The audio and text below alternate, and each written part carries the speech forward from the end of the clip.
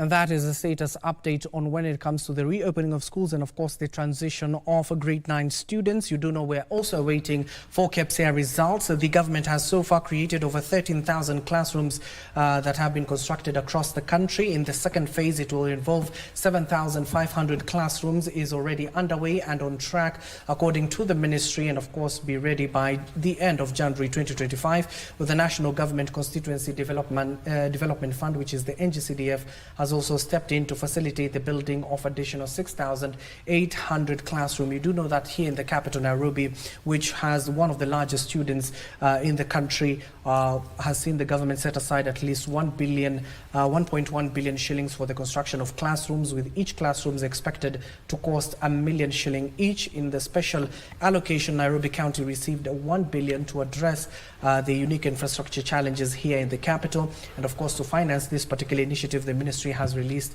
65.2 billion shillings for free day secondary education, 35.3 billion shillings for junior schools, as well as 9.36 billion for primary schools. That is the status update. Now let me get to introduce you to my guest this particular morning. Joining me on set is Irene Kamau, the director of Kasarani Group of Schools. Welcome to the show, Irene. Thank you very much. And of course, next to Irene is Peter Ndubai, an education expert. Welcome, sir. Thank you. And of course, finally, on the furthest end is Silas David, the national chairman of the Parent Association. Welcome, sir. Thank you, and Happy New Year. And Happy New Year to you too as well. And let me start with you, Irene. Given that at the end of the day, you're the director of Kasarani Group of Schools, the schools reopened early on Monday. Yes. How is the transition so far? The schools reopened earlier on Monday, and the transition is just transitioning. Mm-hmm. We are transitioning first and foremost, bringing the children back from holiday, back into the school, so that we can have the mental framework that is required for that. But on a professional angle, the transitioning is a little bit chaotic on the ground. We're trying to put things together. Most of the schools are still asking questions. We're still running around trying to patch up things, especially on the grade 9. And we are still expecting to know exactly how things will be for the grade 9. But generally, the transitioning from grade 6 going to grade 7, for us, where I come from, it's 100% at Kasarani Group of Schools, but with a lot of questions than answers. As we speak right now, parents have very many questions, but the answers that we need to give them need to come from an understanding of exactly what is going on with the CBC curriculum on matters junior secondary. I guess where the challenge is in this transition of the learners is in the junior secondary. For example, I had a tough time yesterday even trying to imagine how to get the textbooks for grade 9. That was a big issue for us. As we are speaking, we don't even know how to go about it. We've been told that we can use the books that were being used before, but the curriculum has changed in such a way that, for example, when they merge some of the learning areas, they are only bringing in one topic from the previous learning area into the new content. So we have structural challenges in terms of the structure of education, the transitioning itself, and then we have content challenges, because the content itself requires even more retooling of our teachers. And then we also have the parental gaps. Parents are completely unaware what to expect for their children, even the ones who are going to grade 9. We have to talk to them about stuff. The transition is a little bit chaotic, a little bit messy, or maybe not very clear. However, if we were to be given guidelines, then it would be a little bit more settling for parents, for teachers, and for schools.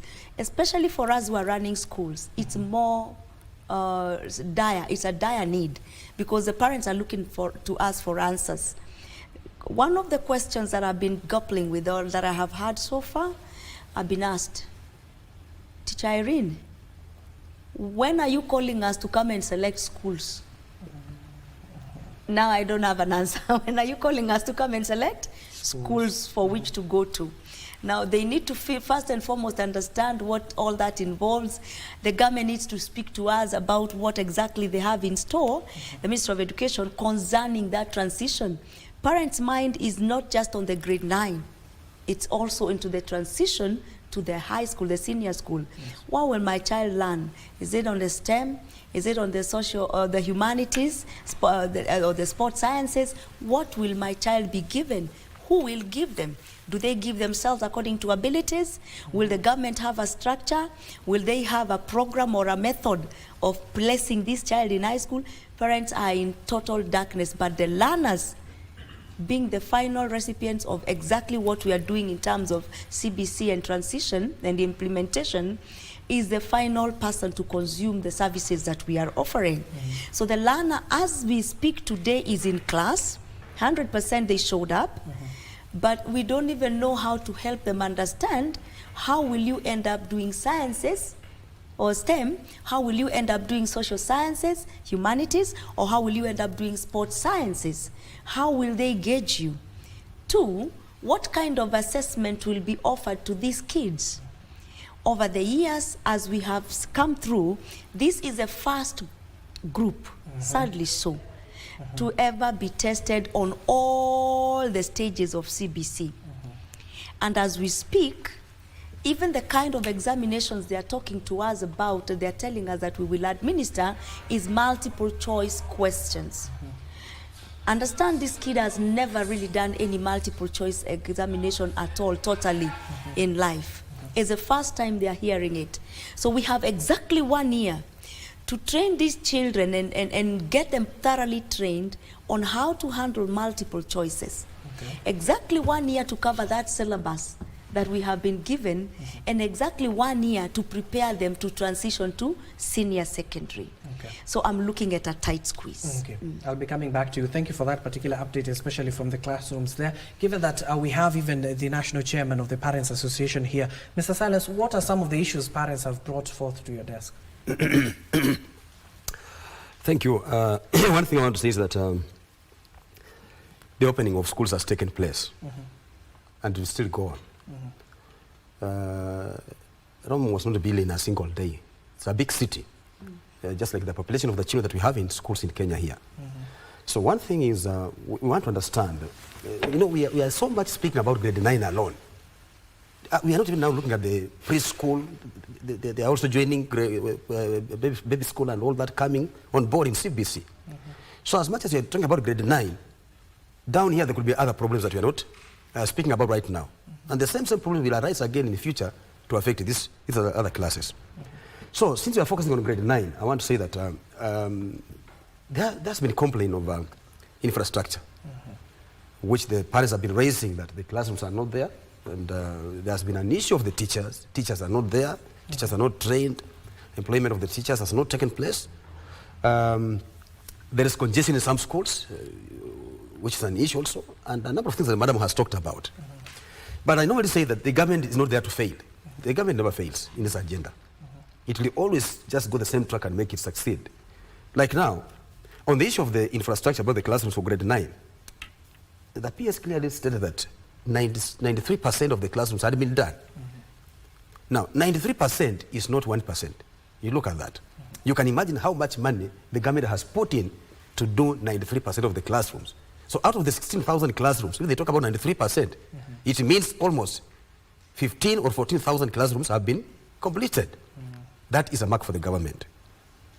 Secondly, the same government yesterday, the CS and the PS, you have seen them explaining there, that shifting of children to grade 9, as much as it has teething problems, we can come into make a shift of having children learn in shifts in those schools where the classrooms have not been done. There are reasons why those classrooms in those schools have been done, and investigations are going on to understand why were they not done on time, who was to do it, why he or she has not done it, what is the end result of that. The government is finding out on what happened. Because money was given and the classrooms were not done, there's a question to understand who failed in doing this work. Because the government did its work. So at the school level, we want to understand why were the classrooms not done. So when it comes to that question, is a short-lived kind of a thing that if we can agree You remember some time back, His Excellency the President, Dr. William Ruto, when we had the issues of grade 8 classrooms and the issues of the laboratories and all these other equipment, it was agreed that even public school children can visit private schools where they have what? The facilities, and they can share. But in between, the issue comes in. The issue of distance, the issue of security. How sure are you that a child can walk from Nairobi Primary School to go to Mpakazi Primary School to go and do practicals and come back? You see that those issues are there. So with the CBC, this being the first cohort of grade 9 that we are having, we are trying. The government is trying. You remember, every new system of education has its own teething problems. But at one point, it just come to be smooth and gone. Even when we began the 844 system, I was in the old system of CPE. When they brought 844 system, I never imagined, even when I was crossing to go to Form 1, I was asking myself, now what's this 844 system? You see, because I was asking now, how will this student understand what this is all about? What are they talking about? And there are a lot of complaints that 844 system will not work, is a failure, the government will fail. The 844 system came and succeeded. Only that in the course of line of implementation, things also arose. So for now, I will urge this, that since schools have opened and we have these issues of classrooms not being enough, let us first of all ask ourselves, what is the remedy, what's the immediate solution that can apply to have grade 9 children in school that are being at home? For example, somebody was asking me this morning, when the PS is saying that we can do shift make of classrooms, how will that happen? Now, the person who was asking me this is a person who was in school yesterday. Me, I was in school a long time ago. Morning hours, we will have lower classes going to school. In the afternoon, we will have upper classes going to school. And the education was going on smoothly, as long as the syllabus is being covered. So, we have to remain focused. We don't spend time complaining. Let us spend time doing what? Finding solutions. Okay. The other issue, as I finish, you know, I heard the Parents Association, and I don't like cheating parents. I will not speak evil about the government because I heard the Parents Association.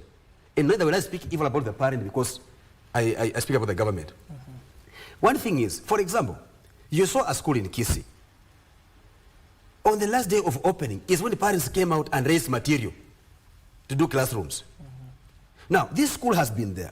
This board of management in that school has been there for the last 3 years in place. They knew that grade 9 will be coming in place. And there was no classroom. They saw the government had not done the classrooms. If we had that spirit of Arambe that they brought in the last day, even if the classroom is of Mabati, still it can work. If those parents had done that earlier, in November, do you think they would have had this problem on the opening day? They would have had it because they knew definitely by January there will be no classroom for grade 9. And they are the parents. These are their children. We are Kenyans. What are we doing? Are we just there to blame the government? Okay. So parents, finally I want to say this. Parents don't have information on CBC. That's the problem. Nobody has ever had interest in telling parents what CBC is, how they can go about. Then who has failed in that regard of not informing? Now I'm coming there now. This is on the only part where the government has failed. Since parents on CBC. Because teachers are being trained. Education officers are being trained, that are in the field doing their work. Parents are the major stakeholders in the education sector. They supply schools with the children. Now there's a new curriculum going on which parents don't understand. So even when you talk about grade 9, as my sister is saying about, even transiting of these children and taking the new pathways, some parents don't even understand what are pathways. They don't even know. Some parents are still talking about subjects. They don't know what the difference between subjects and strands. They don't understand these things. Some parents are still talking about my child is going to standard 9. They don't understand that this is grade 9, the difference between standard 9 and grade 9. So parents require sensitization and they require full involvement in the CBSE implementation in this country if it has got to succeed 100%. Okay. Thank you. And of course, Mr. Peter, you've just the issues that have been raised by Irene and Silas in terms of in the transition and the teething issues, we agree here that there are teething issues. So from your point of view, what should be the key ingredient that the government, especially through the Ministry of Education, needs to inject in the education sector to make this transition that smooth?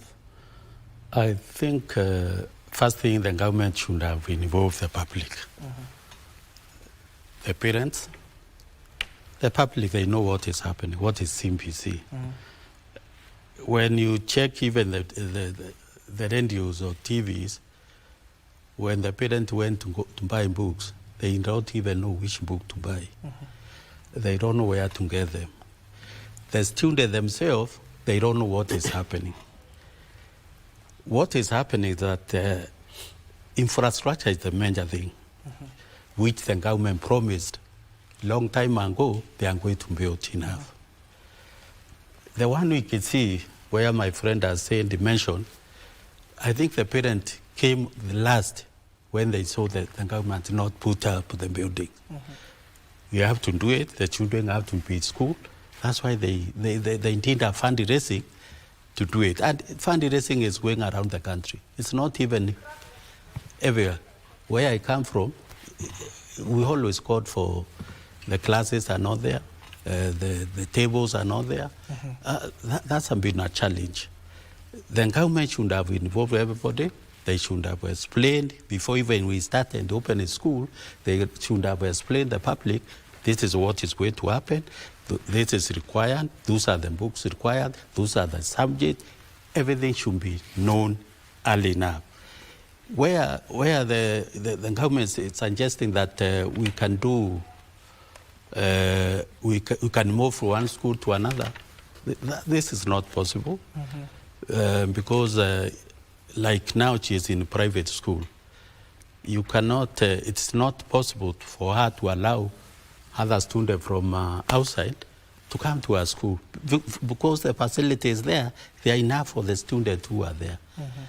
And when you say you can come in the morning, others come in the evening, it's not practical in our area. Let's say in the rural areas, how will a student who walks maybe 5-10 kilometers to school walk to school to another school and go back home? Because most of them in a village, they walk to school, many kilometers, most of them. They will go to new school. Other schools, which alternative schools in a village, they are very far. They are not nearby. Maybe Nairobi or city town centers is possible. But the village, where the majority of students are, there are no facilities nearby.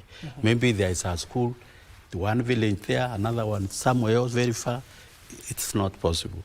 I think the government should have, because the government plans in advance, when they thought that the CBC is going to be implemented, they should have started early enough, prepare the schools, infrastructure, the classrooms, number of students who will be there, because they know the numbers. I think the minister already knows the number of the students in Kenya who are going to be in primary school, who are going to be class 9. They already know the requirement number, so that they prepare enough, so that there is no outcry like we have now. You can go to a textbook center to buy books. The parents are not complaining, or the people who are selling books, they don't have them. And the students are supposed to be in school using the same books. What is going to happen? We're convincing the parent and the student, the learners, because they are the ones who are affected. And in Kenya, Kenya has been, our strength has been education. That's why you see in government now, even taking people to employment outside, because we are skilled, we have better learning institution and good skills. When we interrupt that, we will affect our country somehow. Yes. Okay. Irene, you were earlier talking about those textbooks. It was just last week we even saw some of the textbook centers, not just here in the capital, across the country. They were saying those textbooks are not available, with the government saying it has availed them, especially in various schools. So out of the textbooks that are required, how many are expected to be used, especially for grade 9? Well, thank you for that question. It's actually it's kind of the elephant in the room in the grade 9 transition right now. Everybody's talking about the textbooks. The textbooks, the textbooks, the textbooks. Surprisingly, I have seen there are approved textbooks by KICD. We have a list. And if you go to their portal, there is a list. But unfortunately, there are some unscrupulous people or scrupulous people, I don't know which one they are, that have been able to penetrate the system, and there are some books that are doing rounds, but are not approved, but they have the stamp, reading approved, bringing even heightening more of the confusion on matters textbooks. The other thing is that the textbooks were supposed to be provided for the public schools by the Ministry of Education through the funding system. And then the private schools are supposed to get the same books at a higher cost. And so bringing me to the question of why would the private schools be required to pay more for the same textbook that their counterparts in public schools are paying less? The child is the same. Both of them are public children, they are government children, they are a resource for the nation of Kenya. So that is something that is still coming out as an issue. And then the issue of availing the textbooks, there is heavy wastage, sorry to say so. And I say that very respectfully to whoever is in charge of making of our curriculum. Check on the waste. The hemorrhage is too high. We are having to throw away very many textbooks. I tell you, come to our library, we show you the stock of books that have been all of a sudden done null and void. They have been rendered null and void by the changes of the content, internal content of that book. I can't use those books at all, zero. I have to throw it away. It was only bought last year. So many libraries in schools in Kenya are in the same predicament I am in. Like those textbooks are wasted in millions of shillings. All of it has gone down the drain. Okay, maybe Kenyans who are watching you right now, they want to understand these new textbooks that are being purchased. How is it different from the previous ones that were being used? Is it skill oriented? What is it targeting to ensure the learners learn? This is what has happened. The curriculum itself has changed the content. Some lessons, some learning areas have been merged. And when they were merged, some topics they were done away with and others were adapted. As a result, you realize, for example, if we had something like, for example, let's say sports, and we had it as standalone, then, and if we merge, 90% of what was in that textbook cannot be used in the new requirement. So that book becomes irrelevant, it's useless. And that has happened for very many learning areas. So that the books that are able to maintain the content for which they were supposed to be serving are very few. Because even on learning areas like mathematics and English, you'd still discover that there was a lot of changes that have happened that makes it impossible for us as teachers to implement the previous textbooks in its format. It's something new has to happen. Bringing us to that challenge that we are talking about, the clogging of parents in textbook centers trying to buy textbooks will actually be heightened more by the inability of the publishers to process and avail the book at the rate at which it is required. So for the whole of this term, I see a situation where we either have to improvise and get that information, maybe by downloading from the KICD portal, they make it available, that we can download content and be able to implement. Here is the other catch, or the other challenge, is on the curriculum design itself. The curriculum design that we were using in the past, up to last year, the end of last year, is no longer usable. So none of the teachers in the nation of Kenya can be able to use the design that they used last year to prepare the schemes of work, the lesson plans. They can't use it anymore. Even the digital content makers have to reshift to the new curriculum design. So as we are speaking right now, it is either KICD avails it online, then we send our teachers and our Dean of Studies or heads of academics to download content for grade 9. As if that's not crazy enough, as in it's a little bit of a mouthful, there is need to have an integration of practicals in our science subjects as it is currently, requiring facilities and infrastructure of a higher caliber and of a higher level and standard than was there seen in the previous education systems. So currently, as we are speaking, grade 9 will have to sit paper 1 and paper 2 in the assessment, in the KJA. Paper 1 being the purely on theories and paper 2 being purely on practicals. Many schools currently are having an outcry of classrooms, basic. Yet we are supposed to have an assessment or an examination, and it's actually an assessment at the end of the year, where they will be required to sit for a practical in sciences in a lab. Okay. So we need to provide a lab. We also need to provide digital literacy, a computer lab. Okay. Then these children are supposed to prepare them, to be prepared to know whether to go to STEM, whether to go to humanities, or whether to go to the other one. Okay. If they are to take humanities, we require that the schools have the relevant facilities for children to have done that which is supposed to be done practically.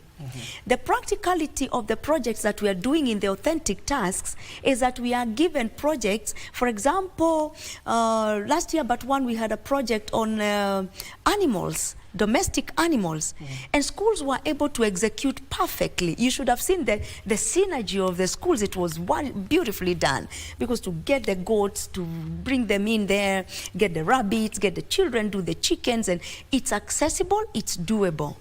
Probably what I would be requiring, or I would be asking the people who are going to set even those assessment or exams, is to look at the practicality of all schools, so that the schools that are endowed with resources do not have an upper hand over those like in the rural area, in the Wajir country, in the marginalized areas, even in Nairobi, there are some schools like in Kibera area that probably they cannot be able to access these things. Okay. So we are looking at CBC attempting to give us equality in education, but somehow in the implementation, gaps in equality begins to come out for many types of schools. So maybe there is a need for, like my good friend Silas has said, when the government creates that other group of people that they want to put together to look at the gaps in terms, I think I also had it with our leaders in the Ministry of Education.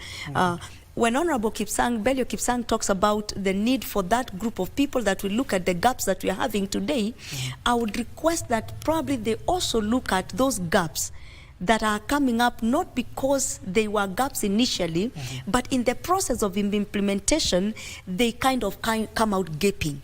For example, when you say digital literacy, you are assuming only the child-based digital literacy.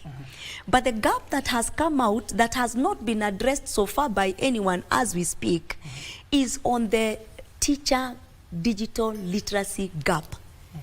Would you care to know that there is a teacher who is still using the Kamulika Mwizi Katululu, cannot be able to key in anything and cannot be able to download anything as we speak today? That is a genuine reality in our schools today. And that teacher is expected to deliver all the learning areas, all of them are covered. At the end of every lesson, every session that we are having learning experience, teaching and learning experience, there is a line written here on digital literacy. So all teachers must be literate. Yet in the retooling, we are retooling them largely on content. And even as we are retooling those teachers, I'm hearing teachers speaking to me and saying, Teacher Irene, it's the same thing we did last time. It's the same thing we did last time. So in the retooling, we need to also come up with an improved way of this batch that is retooled this time, is retooled differently with additional information and abilities enhancement, skills and capacity building differently as they go for the next round. Okay, let me go to Silas. You've just heard from some of the inequalities that are coming up. Have parents raised these issues, especially when it comes to the textbook? The elephant here in the room in terms of purchasing those particular textbooks is the cost. So is it affordable for the parents to even procure these textbooks? Because we saw them flocking to the textbook centers. Just from what Irene has said, the first thing you want to understand is that, you know, when a curriculum is designed for a particular period. It's not for a day. So when we prepare books for grade 1, based on the CBC, whatever plan of arrangement, we understand that these books for grade 1 may serve for 4 or 5 years without changing them. Because the KICD has the curriculum, has the content on the curriculum. It knows that this is what grade 1 will do, grade 2, 3 like that. So when we do a textbook, for example, for grade 1 this year, the next year we wake up again and change this textbook all overnight. And actually even what we are changing is not much. We are just changing the cover alone on top. It was green, it becomes purple. So Then, not the content, but the cover. Yes. Then inside, if you check, 3/4 of the content is what was there. If there are changes, they're just minimal like this. But now, before these changes are being done, did we think about how expensive it will be to the parents? Who suffers are the parents. So right now, as much as the changes in the content could be there to a given kind of extent, the issue is the cost. Why are parents being taxed on this? It's very expensive for the parents. Because a parent can't buy the textbook right now, mathematics textbook for grade 1 today. This year, 2025. Then 2026, the same textbook again appears in a different kind of a color, and the parents are supposed to buy again the same book. It's just the same content. When we shifted from CBC, from 844 to CBC, do you know how many millions of thousands of books were thrown away? Go to schools and see the stores. There are stores with multi-millions of textbooks. Then as an association, is this something that you have raised with the ministry? We have been asking this, that books are so expensive, textbooks are expensive. As much as the government is doing the books to the schools, okay, you'll find the government gives books to the schools. But at the end of the day, a child comes at home with a list saying, the teacher has asked me, I go and buy this book, I go and buy this one, I go and buy this one. Why can't KSD just do textbooks with the full content and save parents from this extra costs? She has also talked about some people just coming with the textbooks that are not supposed to be in the market. Right now, if actually that's the situation, and what she's saying, that there are books that have just come out from nowhere, they are not part of what the KSD was doing. KSD should have done investigation quickly to know who are these that are printing these books that are not worth to be in the in the market. Then secondly, if this is the situation, why are the teachers asking parents to buy books that are illegal? They can't be used. So we need to have KICD coming clear on the issues of textbooks, printing the right textbooks at the right time, and sticking on them for 2 or 3 years without changing. Because doing a math textbook today without multiplication, then tomorrow you come and do another, now you're putting the multiplication now. Why couldn't you just do it on the first day, put all that you think these grade 1 children or grade 9 children will have to learn in the course of that period, than changing and making life to be very, very expensive for the parents. So textbooks are very expensive. Parents are right, they are complaining, and I'm very sure the government is watching this. Now, with the private schools, what I would say with the private schools is this, that these are Kenyan children. And even if the books were to be bought by private schools, I still feel the government can regulate the prices of textbooks in the bookshops. They can do that. Because we do not have children in private schools because parents are rich. There are many reasons why we have children in private schools. There are children who cannot do in public schools because of their conditions. You know, they require that attention that is beyond motherly. Okay? There are children who can't feed themselves. There are children who cannot walk. There are children who cannot climb stairs and go up. They ought to be in a school that can favor them. So some private schools have all those facilities. And that's why the parents feel that even if I'm struggling, let me get my child there. I may get a sponsor to assist him. Okay. So when it comes to the issue of textbooks, and now the parents in private schools are crying, not only private schools, parents are crying that textbooks prices in the bookshops are higher. The government can regulate those prices. It has the right of doing that. The reason why another thing. No, just a minute. Yes. The reason why I'm interjecting, given that we're speaking about textbooks itself, we do have the Kenya Publishers Association who are currently speaking to the members of the Fourth Estate. We want to go there and listen. Let's listen to some of the issues that are being raised there, and then we come back. Okay. Yeah. Ladies and gentlemen, thank you. We welcome any comments that you might have. Thank you, Chair. What is from the Chair here? So, begin with the a question also we can address to the Chairman, and then I can give to us. Yes, Madam. My name is I know you've talked about the reason why some books, because parents were complaining about some lists from schools, but they could not find them. Perhaps that you think that they're being compiled and then to be ready by February. So the question now is, parents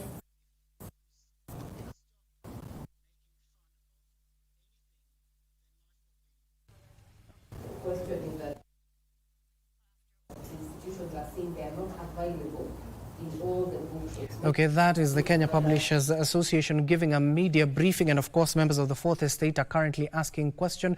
We want to listen into some of the questions the members of the Fourth Estate are asking, given that we are talking about textbooks, which has been a major concern, especially for parents who have been visiting various textbook centers, and they are saying they are unable to find some of these textbooks, with the government assuring that of course it will be supplied in institutions. But finish your thoughts before we head over back there, Silas. We were talking about that particular issue. Just finish your thoughts, then we head over and listen to the association. Yeah, so I was just saying that books are a problem. They are expensive, they are a burden to the parents. And okay, public school parents, the government is supplying books. We are not sure whether they are enough or not, but I can say they are enough, because 9 million textbooks being supplied to schools is not a small thing. With private schools, as I've said, let us think about these people, because private schools are supplementing in offering education. If they were not there, we would have millions and millions of children out of school. We have some schools called upgrade schools. Just look at that. There are schools that are just on the scratch. They have nothing totally, but they are struggling to have millions of children also access what? Education. So as the government is planning for these things, let us also request the government that in the future, let it also plan at least for the private schools. Let them say that, okay, if we can give private schools 50%, they can do the other 50% on their own, as we do 100% for the public schools, because that's the government. Okay. So that we don't have to look at the children as being in private schools, their parents being rich. They are not. There are very many reasons why we have those children there. There's a question of transition from grade 9 to junior school. The pathways. Parents are still asking, what are these pathways? So right now, the government is supposed to be working very closely with the Parents Association to make sure that parents are empowered through engagement and empowerment. Parents ought to be taken through capacity building to understand what are these issues of transition that are going to take place. Because teachers are being trained, they are being retold, as Madam Irene has said. But still, on the same, as they are retooling teachers, parents are just sitting. They don't understand anything. Okay. And now let's head over back to the Kenya Publishers Association. As I told you earlier on, they're having a one-on-one conversation with the members of the Fourth Estate. Let's get to listen in. Process has been done. The books are undergoing corrections by the KICD, and some will be out on the market end of January, others end of February. However, we were quick to clarify that. That does not mean that the books that were used previously are not supposed to be used.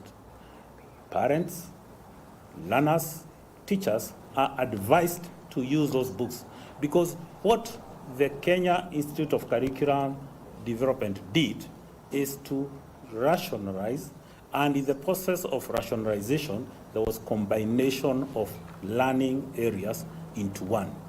Therefore, in the meantime, all users of the books are advised to continue using what had been supplied before. The second one, I think still from Chebet and another journalist, is with regard to, do you purchase the old books and also purchase the new books? The answer is no. That one is, the public schools will benefit tremendously, and they have already benefited. Indeed, what the PS, Dr. Berio Kipsang, said, 9.9 million textbooks have already been distributed. And we can advise anybody who has got any doubts, just call any public primary school and ask them whether they have received government textbooks for grade 9. They have received, and we mentioned that only a small percentage has not received, and those books are being distributed this week with a view to accomplishing the exercise by 13th of this month. There is a question with regard to counterfeiting. Sorry, I didn't get your name. But the issue of counterfeiting is a big issue. It has affected publishers, authors, the government, and even the statutory bodies, because it is denying the government relevant tax. What happens is these textbooks, the moment crooked, pirates realize that a book is selling in huge numbers, they go and start reproducing the same book. In the process of reproducing, there are so many errors that are introduced, mixing up of pages. That is why you find that you have a book, you reach page 15, then it jumps to page 63. You proceed 63 up to 80, then you jump to 100 and something. That book is a counterfeit book. It is a pirated book. This council here has been working with the Kenya Copyright Board as well as the Anti-Counterfeit Agency to fight this menace, and we encourage members of the press to also help us in fighting the menace. The DCI is also hot on the heels. Pirated books do not find their way.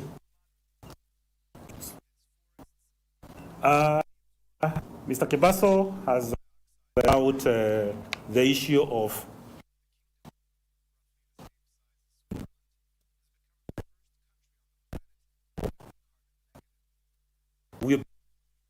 We apologize for that technical glitch, but of course that is the Kenya Publishers Association here in the country, just addressing some of the concerns that my guests were raising here and the parents across the country. You've just heard from the Kenya Publishers Association that by the end of January and February 2025, they will ensure that all the textbooks that are required will be supplied, with 9.9 million textbooks so far being supplied across the country. He says the remaining schools at the end of the day, by the end of this week, they will be supplied with the remaining textbooks, and of course the deadline is the 13th of January. And in terms of the counterfeits that even Irene was raising concerns that she has been witnessing, you've even heard from the Kenya Publishers Association. You can, when you see those instances, you get in touch with the relevant authorities and report them. He says that it is in the pages, the number of pages, if I've got that correctly, it is in the number of pages that you can see if a product, it is the legit one or it is a counterfeited one. Let me now give a chance to Peter, given that we're running out of time. Peter, those are some of the key concerns that were being raised here in the show, and the Kenya Publishers Association has addressed them in a nutshell. Of course, the timing of it all, we congratulate the people who even organized that particular presser to address some of the concerns that were raised here. But with those interventions, will this now ensure that the transition is better? No, you know, it is the government, the schools, the parents who can make it work. They work together, they share ideas, so that whatever is happening, every party knows what is going to happen. We need to have a public participation again. Wazazi waambiwe, as schools, kwanza, the schools, because they are the ones who are involved directly with the implementation of the CBC. They should know what is happening. They should know the kind of books they are required, how to do assessment, how to train the student, the pupils. My worry is that Irene, she has mentioned the pricing differences between public schools and governments, public schools and private schools. I think the prices should be the same because we are all Kenyans, the students are all Kenyans, and even our constitution says we should be treated equally. I think the government should consider that, so that they give equal opportunities to our students, to our pupils. They should not be discriminated because you happen to be in private schools. And most of the people in private schools, maybe they are sponsored. There are people who are being sponsored by churches, other organizations. That's why they happen to be there. The other thing is that education is, we should not interfere with our education system. And the planners who initiated this thing, they should plan early enough. Because if we interrupt now what is happening, they will interrupt maybe the whole generation of students or pupils. Implementing an education system in our country, this is like what we are doing now. It is new. There is no reference. Irene doesn't know there's no reference to refer to what should be happening. Teachers Association, Parents Association, they don't know what even the reference. There are no reference. Okay. And the most of the teachers also, she mentioned they are not literate also in technology. And you happen to be taking a class on computer and other things of the technology, and you are not trained yourself. These are the gaps the government should have looked into, so that the teachers, they are trained well. Okay. Yeah. And of course, Irene, coming back to you, as you responded to what the Kenya Publishers Association have raised, you had raised earlier a query that what happens to the textbooks that we had last year. You've just heard from the Kenya Publishers Association telling you to continue using those textbooks at the end of the day. So the differential there that you're concerned about, has it been addressed now? Thank you for that. But I know I'm on national television, but just check, I would like them to check again exactly what they have said, that those textbooks are usable. Practically on the ground, I'm on the ground. I deal with these things on a daily basis. There are textbooks, 60% of the textbooks we can't use based on the new curriculum design. For example, the curriculum says, for example, that we teach the child, for example, in the kindergarten, we are supposed to teach, one of the strands is maamkuzi, ama greetings. Or let's just pick something like handling about book, how to handle a book. And they give us like about 3 weeks to teach on how to handle the exercise books and the textbook. And then when you go and say that that is not in the curriculum, and that's what was in the curriculum and was written for us, and then you bring us something else and you say, we shall now not be doing handling of textbooks or exercise books, now we shall teach on writing. You see, content has changed. The reference material for the teacher has also changed drastically. They keep saying that we can be able to refer to them, but I just ask somebody to kindly just look at that very honestly and sincerely, to spot, so that the teachers are not confused. As we continue saying kindly use the old books, yet we are printing new books, are you not in yourself contradictory? Because what is the use of printing the new books if then you're saying the old ones are usable? Now, what is happening here? Who's not coming out clearly? If the old books are not to be thrown away, they are to be used, why are we then to be taken to the textbook centers to purchase new books, and with this kind of a rush and a panic? Something is not right. I may not know what it is. The other thing I needed to mention concerning the issue of textbooks is that the cost has almost tripled. The book that used to go for something like 380 currently is going to something like 1,200 and above. And the reason is, there are two reasons they are giving for the reason why the book costs has increased tremendously to the level whereby it becomes a burden for everybody. Is because they're saying the Form 1s are not there. The publishers would in the past be selling to the Form 1s. Minus the Form 1, they are forced to now increase their cost to cover for their own. This is business, end of the day. The other thing is, they are quoting the value added tax, the VAT. The tax on these textbooks has also increased. That increase has been pushed to the parents and to the schools. And the government has already an agreement with the publishers that they will get the books for the public schools at a better rate. So they may not necessarily have a genuine clue as to exactly how much any other person coming to the textbooks is getting. And finally, still on the textbooks, and allow me to say this, I'm sorry for it, is that I'm requesting whoever is responsible, if they can hear our cry, get us e-books so that we stop running to textbook centers. Get us a platform where we can digitally access content without necessarily requiring to buy a physical book, so that we only need to get a key, a password, and access information. After all, CBC is supposed to take us digital. Then let's start with the textbooks.